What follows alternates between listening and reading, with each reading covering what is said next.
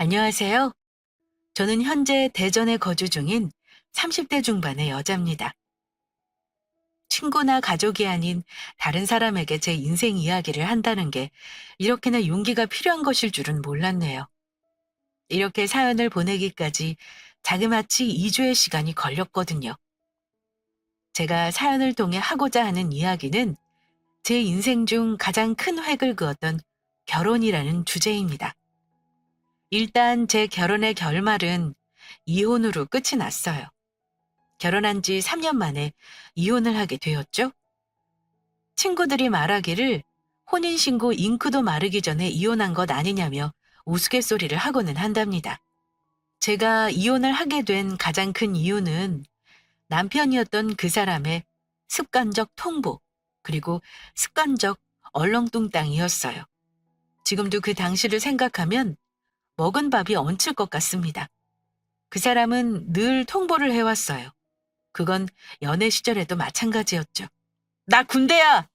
괜히 너한테 얘기하면 서로 울고불고 할 것 같아서 말 안 하고 왔어. 훈련소에서 내가 좀 잘 보여서 전화 찬스 얻었지롱. 완전 서프라이즈 아닌가? 어때? 네가 만났던 남자 중에 이렇게 서프라이즈 해준 사람 있어? 없을걸? 그 통보가 어느 정도였느냐면요.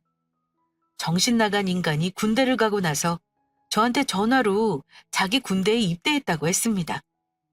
짐작을 못했냐고요? 전혀요. 아니, 뭐 어떤 기미라도 보였어야 짐작을 하죠. 그놈은 저는 물론이고 자기 친구들한테도 말 안 하고 갔습니다. 그 자식이 대뜸 잠수를 탔던 그 2주 동안 제가 얼마나 물어보고 다녔겠어요? 그놈과 저는 대학 캠퍼스 커플이었던 터라 그놈 친구가 제 친구였거든요. 이건 뭐 잠수 이별을 당한 거다라는 생각으로 하루에도 12번씩 울었다 화가 났다 했던 저한테 그놈은 장장 3주가 다 되어갈 즈음에 전화를 한 것이었습니다. 그것도 아주 해맑은 목소리로 말이에요. 자기가 훈련소에서 잘 보여서 전화를 할 수 있었다나요? 소화기 너머로 그 해맑은 목소리를 듣는데 제 마음속 깊은 곳에서부터 우라가 치밀어 올랐어요. 야! 너 미쳤니? 정신 나갔어? 너 때문에 내가 얼마나 힘들었는 줄 알아? 야, 너 어차피 5분밖에 통화 못한다고 했지? 그럼 5분 동안 내 얘기 잘 들어? 알겠어? 너 인생 그렇게 사는 거 아니야, 이 쓰레기 같은 자식아. 알아? 야, 너는 네가 뭐 엄청나게 대단한 줄 아나 본데? 너는 인간이 기본이 없는 놈인 거 알지? 내가 있잖아. 네가 자그마치 2주 동안, 아니 3주가 넘게 대뜸 그렇게 잠수 타버린 그 기간 동안 얼마나 개지랄 떨고 다녔는 줄 알아? 애들도 너 어디 있는지 모른다고 하지. 내가 너희 부모님 연락처를 알아 뭘 알아? 나 경찰서도 찾아갔었고 내가 너한테 뭘 서운하게 한 건가? 너한테 뭘 잘못했나? 아니면 얘가 나한테 말 못할 고민이 있었던 건가? 하루에도 몇 번씩 울었다, 화냈다. 너 내가 너한테 음성 메시지 얼마나 남겼는 줄 알아? 혹시 뭐가 잘못된 거 아닌가? 너는 나를 죽인 거야. 죽인 거라고! 그런데 그렇게 사람 죽여놓고 대뜸 전화해서는 서프라이즈 아니냐고? 그래, 내가 여지껏 만난 남자들 중에 너같이 한 사람은 없었어. 너같이 하는 게 정상이라고 생각하냐? 야, 됐어. 꺼져. 서프라이즈고 나발이고 너 혼자 그렇게 살아. 나한테 전화하지 마. 너는 네가 그딴 선택한 순간부터 나랑 헤어질 생각으로 한 거야. 네가 선택한 거야. 나도 헤어지자고 마음 먹고 그딴 짓 한 인간 붙잡을 생각 없어. 계속 그따위로 살면서 잘 먹고 잘 살아봐라. 아니면 아예 군대에서 말뚝을 박던가. 잘 보여서 전화한 거 보면 군대가 네 체질인가 보네. 지민아, 야, 왜 그렇게 화를 내? 나는 그냥 너랑 괜히 군대 가는 거로 울고불고 할까봐 그냥 유난 떠는 거 싫어서. 입 다물어? 그게 나를 위한 거야? 너를 위한 거겠지? 네가 나를 생각했으면 절대 그딴 짓 못하지. 아니야? 됐으니까 끊자! 지민아, 네가 그렇게 끊으면 내가 여기서 어떻게 살아? 야, 너 그렇게 끊어버리면 나 진짜 여기서 어떻게 버티라고? 그건 너 알아서 해. 네가 내가 힘들었던 만큼 힘들까 과연? 너는 내가 어디서 뭘 하고 있는지 알기라도 하잖아. 네가 지은 죄 그대로 받는다고 생각해. 끊어! 얼마나 어이가 없었는지 모릅니다. 자기가 저한테 했던 행동은 생각 못하고 제가 헤어지자고 하니까 네가 그러면 내가 군대에서 어떻게 버티겠냐고 하는데 어이가 없었어요. 저는 그렇게 그놈에게 이별을 고했었죠. 물론 그렇게 제가 이별을 고하고도 그놈은 포기하지 않았습니다.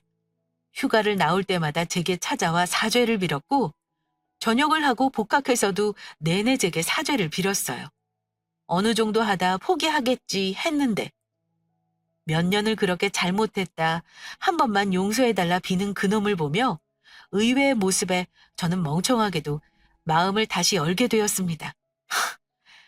제가 그때 왜 그랬을까요? 과거로 돌아갈 수 있다면 그놈이 아니라 과거에 제 뺨을 때려서라도 정신 차리라고 소리 지르고 싶네요. 하지만 시간은 되돌릴 수 없죠. 저는 그렇게 멍청한 한순간의 선택으로 그 정신 나간 인간과 결혼까지 하게 되었습니다. 중간에 한번 이별한 거 빼고는 대략 8년간의 연애를 하고 결혼을 한 거네요. 와, 정말 그 말도 안 되는 인간한테 저의 20대를 바쳤다고 생각하니 잠시 물 한 잔 먹고 오겠습니다. 마음을 좀 진정시켜야겠어요. 자, 다시 이야기를 이어나가겠습니다. 연애 시절 습관적 통보로 저와 한 번의 이별을 맞이했던 그 사람은 과연 결혼을 하고 바뀌었을까요? 아니면 바뀌지 않았을까요? 야, 너 진짜 미쳤어? 왜 말도 없이 일을 벌려, 일을! 정답은 바뀌지 않았습니다. 네. 하기야, 그런 인간한테 변화를 바란 제가 오히려 정신 나간 여자죠. 그놈은 전혀 바뀌지 않았습니다. 결혼하고 정확히 8개월 만에 자기 멋대로 회사를 관뒀어요.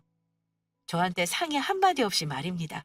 그런데 더 어이가 없었던 건 그놈의 태도였죠.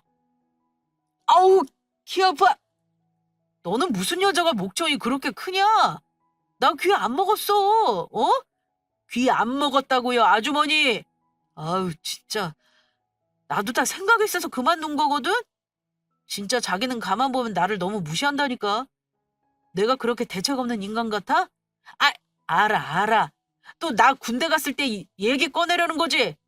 아유, 이 사람아. 이 여자야. 그건 진짜 어릴 때 얘기잖아. 그때 일은 나도 미안하다고 생각한다니까. 그러니까 내가 몇 년이고 자기 쫓아다니면서 그렇게 미안하다고 매달린 거 아니야. 아이, 지민아. 자기야. 나도 생각이 있어서 그래. 정말이야. 만약에 우리한테 뭐 집 대출금 이런 게 잔뜩 남아 있었으면 나도 회사 그만둘 생각 못하지. 안 그래? 그래도 장인 장모님이 우리 집 해주셔서 다른 신혼부부들처럼 우리가 뭐 대출이자 찍을 일도 없으니까. 우리는 앞으로 돈만 열심히 모아가면 되니까. 어? 그래서 내가 과감하게 회사 그만둔 거야. 나 당장 내일부터 엄청 바쁘다. 내가 다 미리 계획해둔 거야. 창민이 알지? 나 창민이랑 같이 사업할 거야. 이제는 오프라인으로 일하는 건 메리트가 없어요. 창민이랑 같이 온라인 사업할 거야. 이게 AI를 활용해서 영상 플랫폼을 만들고 하면 이거는 돈 버는 건 시간 문제라니까. 에이, 자기야. 내가 결혼할 때 장인 장모님한테 뭐라고 했어? 어? 내가 결혼하면 지민이 너 고생 안 하게 할 거라고 호언장담했잖아. 내가 그 약속 지키려고 이러는 거야. 월급쟁이로 돈 얼마나 모을 것 같냐? 그렇다고 나는 주식 같은 거 하고 싶지도 않아. 나는 그런 거 소질 없어. 그러니까 사업으로 해서 크게 돈 굴려가면서 벌겠다 이거야. 이게 나만 좋다고 하는 것 같아? 나 정말로 진심으로 우리 와이프 고생 안 시키려고 하는 거다. 이것도 내 인생에 있어서 큰 도전이야. 누구를 위해서? 우리 지민이를 위해서! 하여간 말은 아주 기가 막히게 잘합니다. 그놈은 저를 위해서 결혼 전 저희 부모님께 호언장담했던 그 약속을 지키기 위해서 회사를 때려치우고 사업에 도전하는 거라고 했어요. 그놈이 그럴 수 있었던 것, 그리고 제가 그놈의 말도 안 되는 말을 그래도 두고 볼 수 있었던 건 빚이 없었기 때문이었습니다. 친정 부모님이 신혼집을 해주셨어요. 정말 감사한 일이죠. 빚 없이 시작한다는 게 얼마나 감사한 일이겠어요? 그놈 말대로 저희는 돈을 모아가기만 하면 되니까요. 그리고 집 명의도 제 앞으로 되어 있었기에 그놈이 하는 사업을 뜯어 말리지는 않았습니다. 혹여나 일어날 대출 이런 것도 제 동의가 없으면 못했으니까요. 그렇게 그놈은 또다시 통보를 시작으로 자기 멋대로 결혼 생활을 이어나가기 시작했습니다. 다 저를 위해서 그런 거다라는 말을 핑계로 말이에요. 대체 누굴 닮아서 저 인간은 저러는 건가? 여러분도 궁금하시죠? 우리 지민이 오늘 퇴근하고 너희 시아버지 병원에 가 있어요. 알았죠? 내가 약속이 있어서 말이야. 부탁 좀 할게. 그놈의 제멋대로 유전자는 시어머니를 쏙 빼다 박았습니다. 시어머니 역시 자기 아들과 똑같은 통보형 인간이었어요. 돌아가신 시아버지는 저와 남편놈이 연애를 할 당시부터 지병으로 병석에 누워 계셨어요. 숨만 쉬고 계실 뿐 한참 동안을 식물인간으로 누워 계셨죠. 초반에 몇 번은 저도 이해했습니다. 말을 할 수도 없는 환자 옆에서 병간호를 한다는 게 얼마나 스트레스일까 싶어 급작스런 시어머니의 호출에도 군소리 없이 갔어요. 잠시라도 바람 좀 쐬고 오시라고 말입니다. 그때까지만 해도 저는 시어머니 말만 믿고 하루 종일 시어머니가 병관에 매달려 계신 줄 알았거든요. 하지만 그건 저만의 착각이었습니다. 어느 날이었어요. 회사에서 근무하고 있는데 시아버지가 계신 병원에서 전화가 왔죠. 김옥정님이 쓰러지셨어요. 아드님은 연락이 안 되셔서요. 며느님 맞으시죠? 병원으로 좀 와주셔야겠습니다.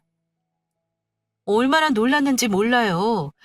시아버지도 병원에 누워 계신데 거기에다 시어머니까지 쓰러지셨다니. 두 분 다 병석에 누워 계시게 되는 건가? 어떻게 해야 하지? 정말 별의별 생각을 다 하면서 불이 나게 병원으로 달려갔죠. 시어머니가 쓰러진 건 술을 너무 많이 마셔서 그런 것이었습니다. 네, 아주 헛웃음이 나더군요. 아이고, 가끔 이런 경우로 오시는 분들 많이 계세요. 술이 해독이 안 돼서 계속 구토만 하시다 쓰러지시는 분들도 계시고요. 약주를 좀 많이 하셨나 봐요. 일단 해독되는 인거 놔드렸으니까 조금 있다가 환자분 깨어나시면 저희한테 말씀해 주시면 됩니다. 어찌나 민망하던지 얼굴이 다 붉어져서 화끈거리는 게 느껴질 정도였어요. 누워있는 시어머니를 바라보다 병실 침대 옆에 놓여져 있는 시어머니 짐을 정리하는데 어디서 그렇게 술을 마시고 왔는지 알 수 없었습니다. 썰 무도회장, 그 종이 가방 안에 빨간색의 드레스와 댄스 슈즈, 그리고 썰 무도회장이라는 이름이 크게 적힌 명함이 들어있었죠. 스마트폰으로 검색해보니 그곳은 역시나 어르신들이 가물을 즐기는 곳이었어요. 댓글이나 블로그에 올라온 것을 보니 단순히 춤만 추는 곳이 아니라 술도 파는 곳 같았죠. 어이가 없어서 헛웃음을 짓다 시어머니가 계신 병실로 올라왔습니다. 상황을 보아하니 시어머니를 방치한 채 다녀온 것 같았죠. 병실에 올라가 보니 옆에 환자 보호자분이 저희 시아버지 소변을 새로 갈아주고 계셨어요. 저는 불이 나게 달려가 정말 감사하다, 죄송하다 말씀드렸죠. 그리고서 옆에 보호자분이 제게 한숨을 지으며 말을 하는데 아이고, 그 말을 듣고 저는 또다시 얼굴이 붉어졌습니다. 아유, 내가 세댁한테 할 이야기는 아닌 거 아는데 나 이 아저씨 불쌍해 죽겠어. 나만 그런 게 아니라 여기 병실 다른 보호자들도 다 똑같은 마음이야. 안 그래요들? 아이고 그럼 며느리 같은데 차라리 간병인을 고용하던가 해요. 아픈 양반이 무슨 죄야, 안 그래? 다른 보호자들도 입을 모아서 차라리 간병인을 고용하라고 했어요. 저랑 남편이 간병인을 쓰자고 했는데도 시어머니는 당신이 하는 게 마음 편하다면서 차라리 저희한테 간병인 쓸 돈을 당신한테 달라고 하셨죠. 그래도 남편이니까 시어머니가 당신이 간호하시는 게 마음이 편하셔서 그러신가 보다 하고만 생각을 했습니다. 그런데 실상은 전혀 달랐죠.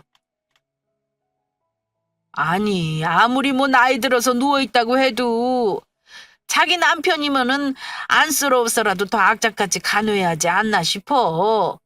병실에 뭐 1시간 이상 붙어있는 꼴을 못 봤어. 소변통이야 우리가 다들 같은 처지에 얼마든지 갈아주고 할 수 있는데 만약에라도 저 양반한테 무슨 일 생겨봐. 우리는 다들 그게 무서운 거야 지금. 아유 지난번에는 그 뭐야 텀블러인지 뭔지 물통 같은 거에 소주 담아서 마시다가 간호사한테 걸려서 혼난 적도 있었어. 보나마나 자식들한테는 티 안 나게 하는 것 같은데 아유 그렇게 할 바에는 그냥 간병인 쓰는 게 낫지. 안 그래? 며느리가 좀 잘 설득해서 간병인을 쓰든가 해요. 시아버지가 무슨 죄야. 아픈 것도 서러울 텐데. 어쩐지 간호사들이 시어머니를 바라보는 눈빛이 영 안 좋더라니. 시어머니는 말 그대로 진상짓을 병원에서 하고 있었던 것이었습니다. 텀블러에 소주가 웬 말이냐고요. 저는 당장 남편한테 전화해서 모든 상황을 알렸어요. 남편도 그 이야기를 듣자 난리가 났었죠. 결국 저희 부부와 아주버님 부부의 강력한 주장으로 인해 시어머니는 간병인을 고용하는 데 동의하셨습니다. 시어머니를 대신해서 저희 부부와 아주버님 부부가 병원에 찾아가서 간호사분들한테 사과까지 했네요. 정말 죄송하다고 말입니다. 시어머니는 뭐하러 사과를 하러 가냐며 입이 대빨 나와 있었지만 그래도 사과할 거는 해야 하니 가서 정중히 사과했어요. 그렇게 상황이 정리되고 어느 정도 안정이 찾아가는가 싶었습니다. 시간은 흘러 시아버지는 결국 세상을 떠나게 되셨죠. 다들 어느 정도 이별을 준비해왔기에 마냥 슬픔에 잠겨있지만은 않았어요. 하지만 시어머니는 슬픔을 조금 느끼셨어도 되는 거 아닌가 싶었네요. 왜냐고요? 시아버지 장례식장이 아니라 무슨 시어머니 파티 같았거든요. 어머머 오빠! 아이고 웬일이야. 언제 왔어? 아유 저는 뭘 절을 한다고. 아유 그래요. 가서 우리 남편한테 인사나 한번 해주고 와요. 오빠 소주랑 맥주 같이 섞어서 드시지. 내가 자리 마련해 놓을 테니까 절 대충 하고 식사하러 와요. 장례식장에는 시어머니의 지인분들도 많이 왔습니다. 무슨 사장님, 무슨 오빠, 죄다 남자였다는 게 조금 걸렸지만요. 거기다가 시어머니는 장례 기간 내내 술에 취해 있었어요. 문상을 와준 지인들과 소맥을 신명나게 즐겼기 때문입니다. 그리고 시모와 지인들의 대화에는 종종 이런 말도 들려왔죠. 이제 자유다. 우리 나이에 재혼은 쉽다. 너 실컷 놀아라 등등. 시어머니의 삶에 대해 이야기하는 말이 많았습니다. 물론 제가 그 집안의 며느리이기는 했다만 결혼 전에는 일절 시댁에 발을 들이지 않았기에 시어머니와 시아버지가 어떤 부부였는지 알 수 없었어요. 그래서 시어머니가 저렇게 행동하는 것에 마냥 곱지 않은 시선을 보낼 수도 없었죠. 두 분 사이가 어땠는지 저는 알지 못하니 말이에요. 하지만 남편과 아주버님의 반응을 보아하니 시어머니가 저런 일이 잦았구나 싶었습니다. 시어머니를 바라보는 두 사람의 표정이 영 좋지 않았거든요. 동서, 그냥 못 본 척해. 어머님 저러시는 거 하루 이틀 아니야.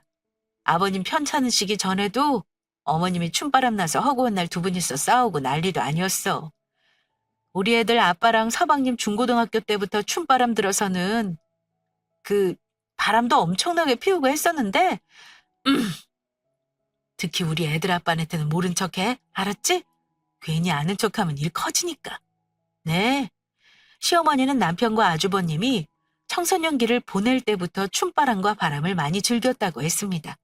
특히나 아주버님이 그런 시모한테 질릴 대로 질려서 시모가 남자랑 대화하는 것만 봐도 표정이 싹 굳어진다고 했죠.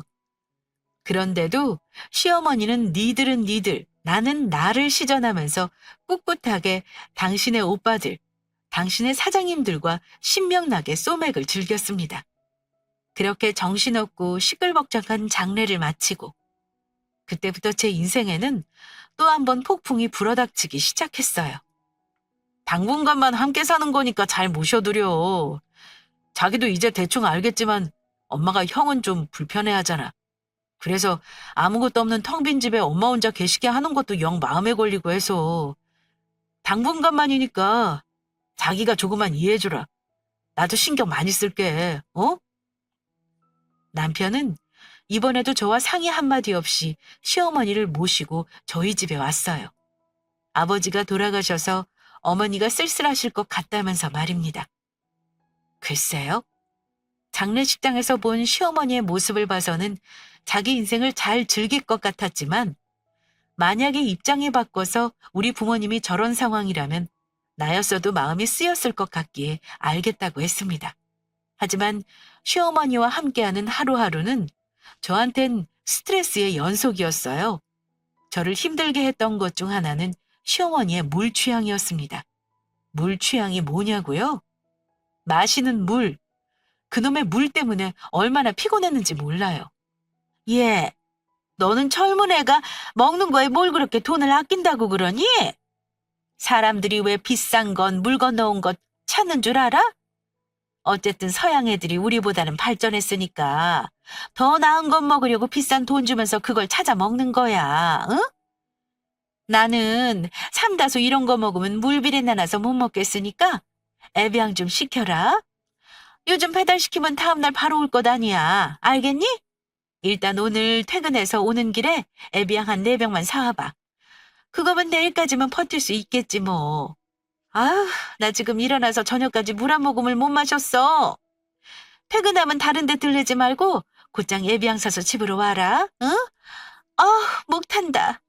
무슨 개그 프로 보는 것도 아니고. 시어머니는 자기는 애비양 아니면 물을 못 마신다면서 유난을 부렸습니다. 뭐 우리나라 물은 마시면 물 비린내가 나서 역하다뇨. 아니 그러면 애비양 들여오기 전에는 물도 안 먹고 살아온 것도 아니고 언제부터 애비양을 마셨다고 참네. 아주 식성만 보면 영부인 되는 줄 알았네요. 우스운 일도 있었어요.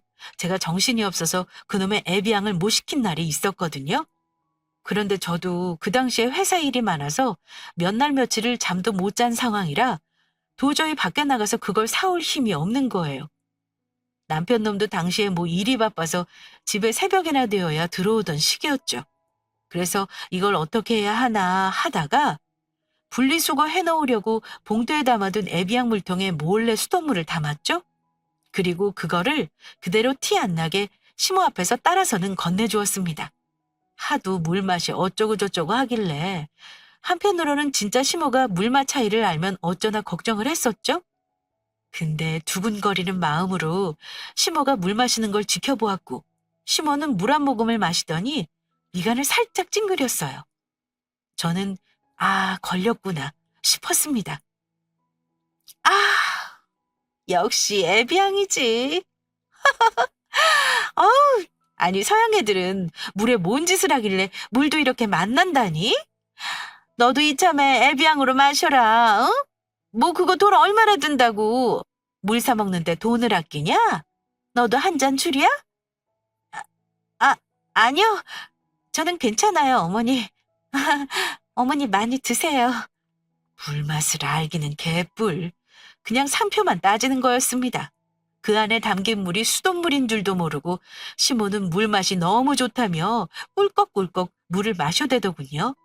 하여간에 보여주기식에는 아주 도 같은 사람이었습니다. 생각을 한번 해보세요. 물 하나 마시는 것도 이름을 따져대는 사람인데 다른 건 오죽했을까요? 장을 보러 가도 이만토 홈플러스 시장은 죽어도 안 갑니다. 무조건 코스트코. 코스트코에서 사오라고 하셨어요. 솔직히 저는 코스트코 같은 대형마트 잘 안 갑니다. 장사를 한다면 모를까 거의 다 대용량으로 팔기에 사두어도 버리는 게 절반이었으니까요. 그런데도 시모는 서양 애들이 먹는 걸 먹어야 몸에 더 좋은 거라는 말도 안 되는 논리를 앞세워서 코스트코에서 장을 보게 했어요. 아니 코스트코가 이름이 코스트코인 건지 거기 들여오는 물건 중에 그놈의 서양에서 들여오는 게 얼마나 되겠냐고요. 정말 하나부터 열까지 다 맞지 않은 시모였습니다. 그렇게 하루가 가고 한 달이 가고 3달이 지나갈 무렵이었죠. 저는 도저히 참지 못하겠어서 남편에게 물었습니다. 이제 어머니 괜찮으신 것 같은데 다시 어머님 댁으로 가셔도 되지 않을까? 어머님도 어머님 생활 있으시고 우리도 우리 생활이 있는 건데. 그리고 애당초부터 우리가 어머님이랑 같이 살았던 것도 아니고. 솔직히 말해서 나 조금 불편해. 어머님 취향 맞춰서 장 봐오는 것도 힘들고 어머님이 자꾸 내 옷 입으시는 것도 나 싫어. 어머님 담뱃집 때문에 나 옷 몇 벌이나 망가진 거 그거 당신도 알지? 계속 말씀드려도 소용없어. 나 그런 거 진짜 싫거든? 네, 시어머니는 제 옷에도 그렇게 손을 댔어요. 요즘 쇼 프로그램 보다 보니까 시어머니가 며느리 옷 이것저것 가져가서 말 많더라고요. 저는 그 며느리 마음 100%, 아니 1000% 이해합니다. 군소리 안 하는 그 며느리분이 정말 참을성 대단하다고 생각해요. 시어머니가 제 옷을 입고 나가서 그대로 잘 가져다 놓으면 모르겠어요. 그런데 그놈의 담뱃재. 그것 때문에 옷에 구멍이 몇 개나 났는지 몰라요. 어머니, 차라리 그럼 전자담배 태우세요. 매번 제 옷 말도 없이 입고 나가셔서는 이렇게 구멍 내오시면 어떻게 해요? 한두 벌도 아니고. 입고 나가시는 옷마다 어머머, 얘 지민아, 이런 걸 뭐 내가 일부러 한 거야? 내가 얼마나 조심하는데. 너 말 그렇게 하는 거 아니지? 남들이 들으면 오해하겠다, 응?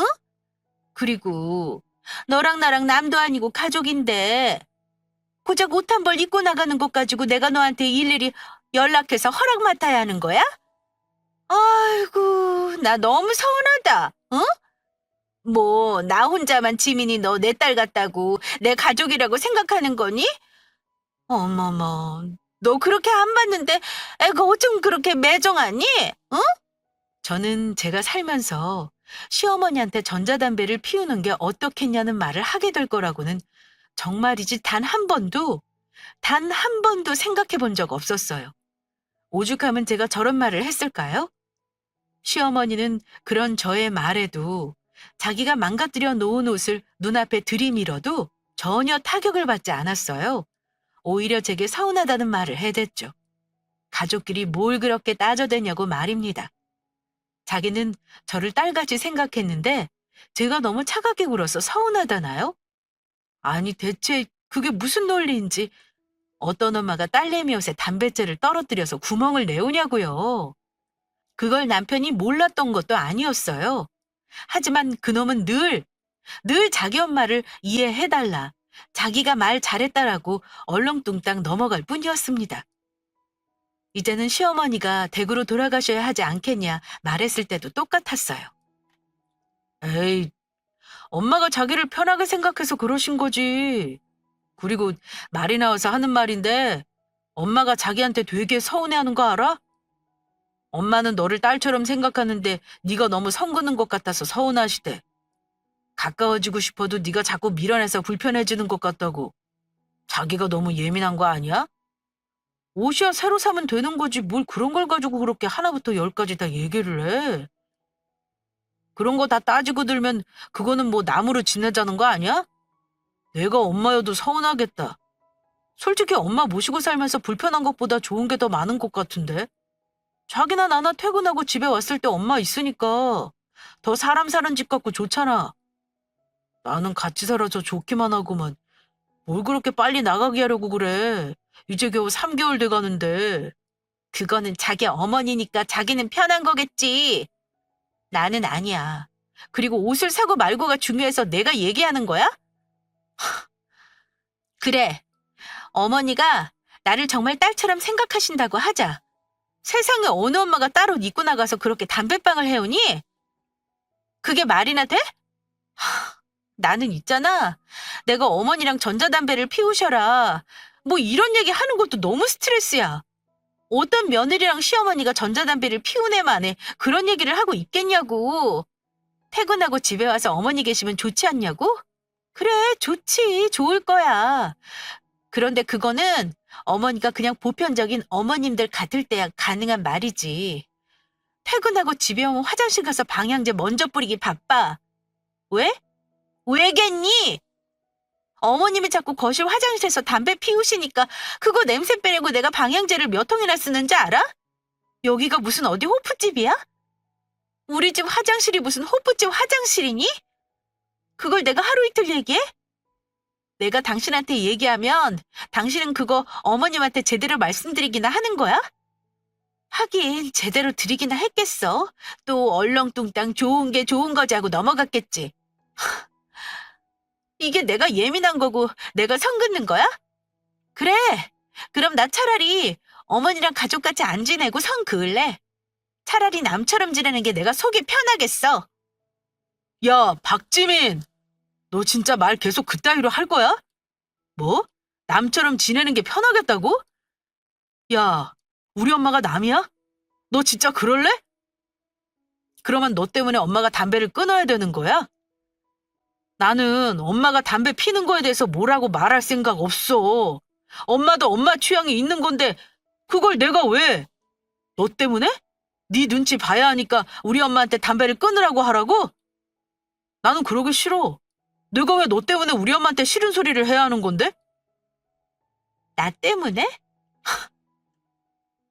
지금 나 때문에 어머니한테 싫은 소리 하는 게 그렇게 문제라 이거야? 내가 지금 뭐 말도 안 되는 걸 어머니한테 이야기하라고 했어? 그런 거야? 저 인간이 하는 말이 이해되시나요? 여러분이 들으시기에는 어떠세요?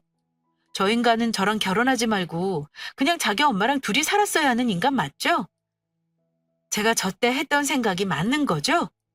내가 왜 너 때문에 우리 엄마한테 싫은 소리를 해야 하냐고 하는데 참, 내가 이 결혼을 왜 했으며 저딴 놈이 나한테 몇 년을 들러붙어서 빌었다고 내가 그걸 왜 받아줬을까? 약 10여 년간의 제 인생이 파노라마처럼 지나갔습니다. 말도 안 되는 거지. 너는 시어머니를 그 정도밖에 이해를 못해? 요만큼도 양보하기 싫어? 야, 박지민, 너 그렇게 살면 안 돼. 너 결혼을 왜 했어, 그럼?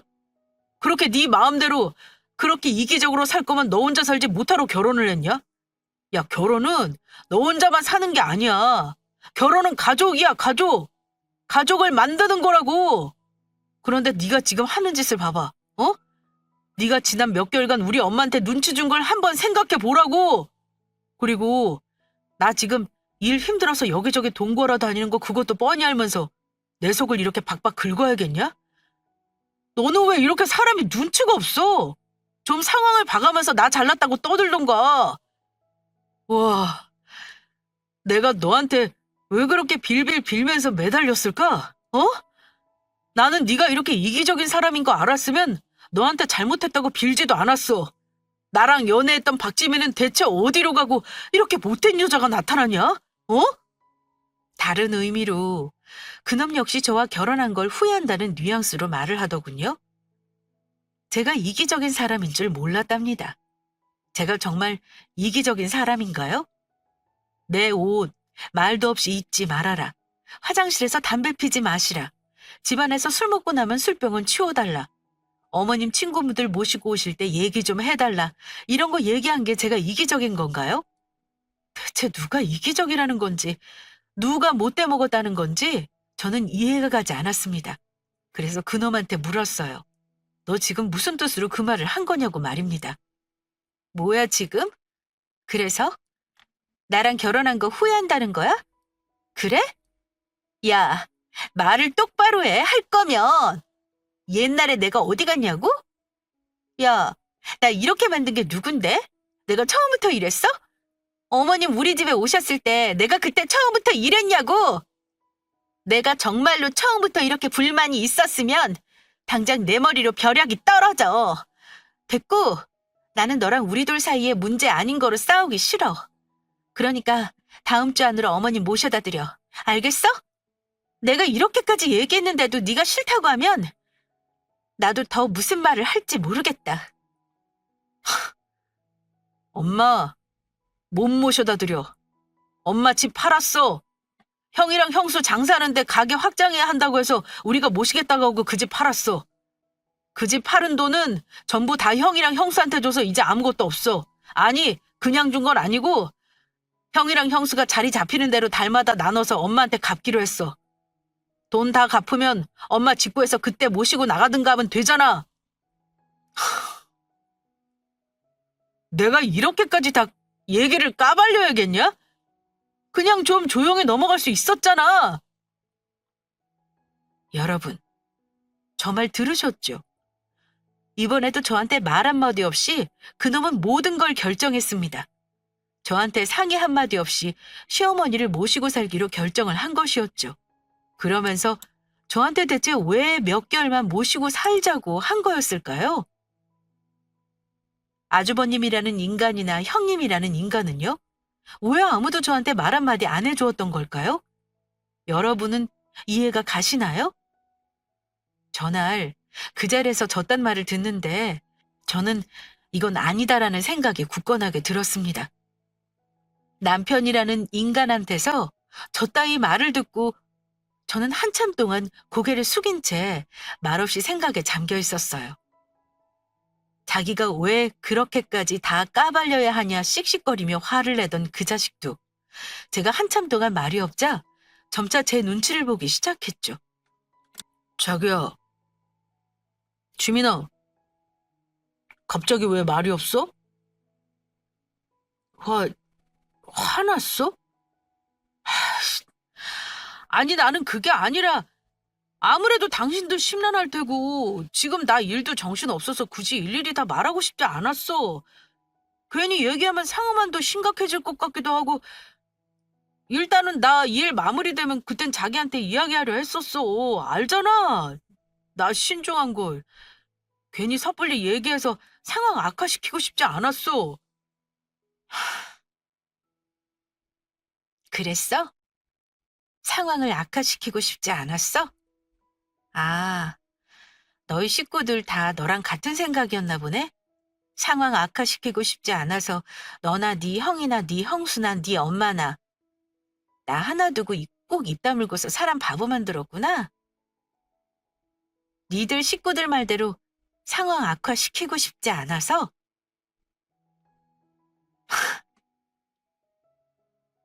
내가 그것도 모르고 괜히 가만히 있는 사람 들쑤셔서 상황을 악화시켰네? 맞지? 내가 잘못한 거지? 아니, 또 왜 말을 그렇게 극단적으로 해? 내가 그런 뜻으로 얘기한 게 아니잖아. 아이, 그래. 내가 아까까지는 감정이 좀 격해져서 여러 가지 스트레스가 겹쳐서 너한테 말 심하게 했어. 미안해. 일단은 형이랑 형수가 돈 다 갚을 때까지만 우리가 모시고 살자. 그래, 그래야지. 모시고 살아야지. 네가 너희 엄마 모시고 살아. 나는 내 집에서 살게. 나가서 너희 엄마 모시고 잘 살아. 너희 형이랑 형수가 돈 갚는다고 했다면서. 그러면 언젠가는 돈 갚겠지. 안 그래? 몇 억을 얼마 만에 갚을지는 모르겠다만. 니들 가족끼리는 그런 거 다 이해하고 기다려줄 수 있을 거 아니야. 그러니까 너희 엄마 모시고 잘 살아봐. 나는 더 이상 너랑 못 살겠다. 우리 이혼하자. 네 말대로 내가 옛날의 내가 아니라서 더는 네가 네 멋대로 통보하는 거, 네가 일 저질러 놓고 네가 피해자인 척하는 거 나는 못 보겠으니까 나는 그 꼴 못 보겠으니까 나랑 이혼해주라. 제발 좀 나가. 나가서 네 멋대로 하고 살아. 알겠어? 당장 나가. 나 지금 진심으로 하는 말이야. 절대 후회 안 하니까 당장 나가! 야, 박지민! 너 지금 뭐 하는 거야? 너 말실수한 거 알지? 말실수? 절대 아니지. 나 지금 너무 이성적이고 너무 멀쩡하거든? 내가 한 말? 절대 후회 안 해. 그러니까 나가. 이혼해. 내가 너랑 이혼 도장 찍어야 내가 죽는 그날까지 후회 안 하고 살 것 같으니까 이혼해. 당장 나가! 박지민! 지민아! 야! 저는 온 힘을 다해 소리를 질렀고 온 힘을 다해 그놈과 그놈 엄마를 저희 집에서 내쫓았습니다. 이번에도 그놈은 연애 시절 그랬던 것처럼 잘못했다며 울고불고 매달렸어요. 시어머니라는 여자는 가족끼리 왜 그러냐는 말을 해댔고요. 아주 징글징글하지 않습니까? 같은 실수를 반복한다면 그건 실수가 아니에요. 알면서도 계속하는 건 고의죠. 그런 인간이랑 더 살 수 없지 않겠어요? 그렇게 저는 그놈과 그놈 엄마를 제 집에서 쫓아내고 제 인생을 되찾았습니다. 두 번 다시 그런 실수를 제 인생에서 하지 않을 거예요. 절대로 그런 말 같지도 않은 인간들 때문에 제 일생을 망치지 않을 것입니다. 제 이야기는 여기가 끝입니다. 이야기하면서 우라가 또 한 번 치밀어 올라 청심환도 먹었네요. 하지만 지금 제 삶은 누구보다도 멋지기에 괜찮습니다. 자, 그럼 저는 이제 글을 마칠게요. 이야기 들어주셔서 감사합니다.